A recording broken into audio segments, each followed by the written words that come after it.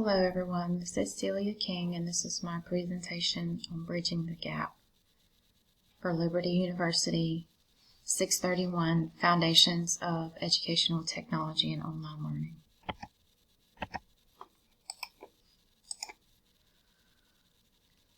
First, we're going to highlight the adopters of technology. The first category is the innovators. The innovators are usually eager to accept new ideas and they anticipate failures of the new technologies. The early adopters are leaders.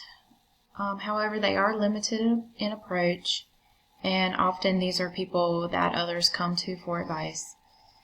The early majority group usually don't have leadership roles, but they do lead the group in the adoption of technology. The late majority tend to wait for the early adopters to accept the technology, and the laggards are traditionalists and last to adopt, if at all. And this is from Sahin, 2006. To utilize the early adopters with Rogers' diffusion of innovation theory, this is how people accept the technology. It starts with a pilot group. Then you have your support administration. Then you have your early adopters who tend to be your coaches, and they later convince the laggards to accept. Applying this to Christ's model, we'll look at Matthew 9:37-38. Then saith he unto his disciples, The harvest truly is plenteous, but the laborers are few. Pray ye therefore the Lord of the harvest that he will send forth laborers into his harvest. Basically, what we're saying is first you have to reach a few people, and then those few people will reach many more people. When looking at the categories of adopters, the few people tend to be the innovators, the early adopters, and the early majority, who then reach out to the late majority and the laggards. When looking at Christianity, the laggards still exist today. Many people still do not believe in Christianity and are against it, and that can also be applied to technology.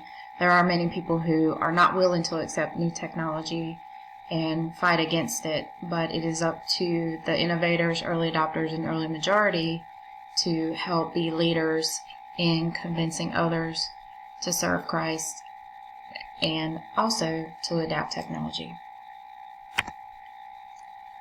When you're working with the late adopters, you want to include all groups and refrain from using labels for laggards or late adopters.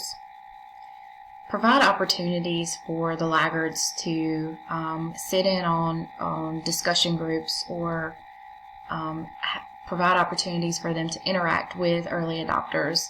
That way they are well informed of the technology and what the benefits or risks are for it.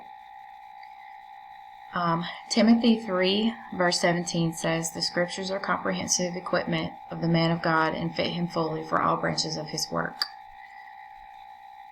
This basically means again, using the smaller group to reach the larger group.